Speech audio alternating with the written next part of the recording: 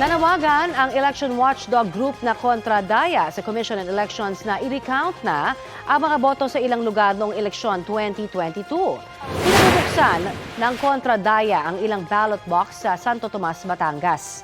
Kahina-hinala raw kasi ang bilang ng mga boto. Ayon kay dating Department of Information and Communications Technology Undersecretary Eliseo Rio Jr., pare-parehong 167 votes ang nakuha ng mga nanalo sa lahat ng voting precinct sa nasabing lungsod. Pare-pareho namang 20 votes ang nakuha ng mga natalo.